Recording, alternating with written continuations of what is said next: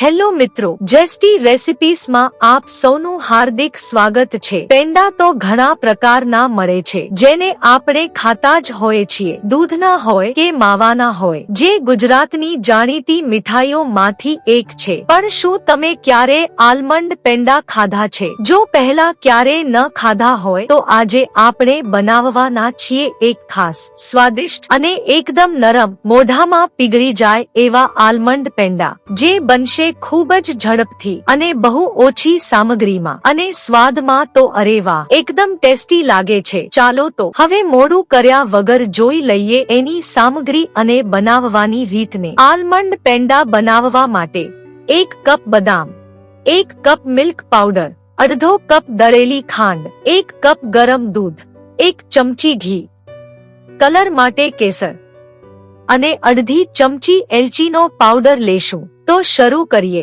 સૌપ્રથમ ગરમ દૂધમાં કેસરને પલાળી દઈએ।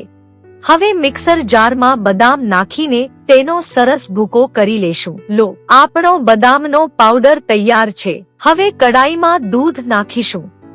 ત્યારબાદ તેમાં દળેલી ખાંડ, મિલ્ક પાવડર અને બદામનો ભૂકો ઉમેરીશું અને ધીમી ફ્લેમ પર સતત હલાવતા રહીશું જ્યાં સુધી મિશ્રણ ઘટ ના થાય, કારણ કે આ સ્ટેપ ખૂબ જ મહત્વપૂર્ણ છે। ઘણા લોકો કહે છે કે મિશ્રણમાં ગાંઠા પડી જાય છે, પણ જો તમે આ રીતે સતત હલાવશો તો ગાંઠા ક્યારેય નહીં રહે। હવે જુઓ, મિશ્રણ ધીમે ધીમે ઘટ્ટ થતું જાય છે, તો હજી થોડું હલાવતા રહેશું। જ્યારે મિશ્રણ કડાઈની કિનારી છોડવા લાગે ત્યારે સમજી લો કે પેંડા માટેનો માવો તૈયાર થઈ ગયો છે। તો હવે તેમાં પલાળેલું કેસર નાખી દઈએ અને ફરી 5 મિનિટ સુધી હલાવીએ, જેથી દૂધ બળી જાય। તો મિશ્રણ સરસ રીતે ઘટ્ટ થઈ ગયું છે અને માવાની સુગંધ તો સરસ આવી રહી છે। હવે 1 ચમચી ઘી નાખીને સરખું મિક્સ કરી લઈએ।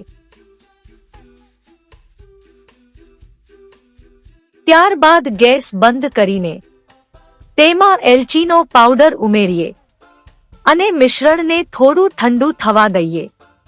માવો ઠંડો થઈ જાય પછી તેમાં થોડું ઘી ઉમેરીશું।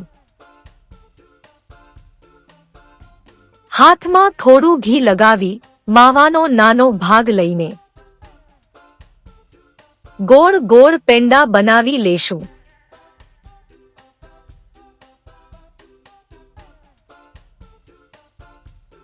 દરેક પેંડાના વચમાં એક બદામ મૂકી તેને આકાર આપી દેશું। એવી જ રીતે બાકીનો માવામાંથી બધા પેંડા તૈયાર કરી લેશું। તો તૈયાર છે એકદમ સ્વાદિષ્ટ અને મોઢામાં પીગળી જાય એવા આલમંડ પેંડા। તો મિત્રો, આ રેસીપીને બનાવીને તમારા પરિવાર અને ફ્રેન્ડ્સ સાથે તહેવારોની મજા માણો। ફરી મળીશું એક નવી અને મજાની રેસીપીની સાથે, જેસ્ટી રેસિપીસમાં।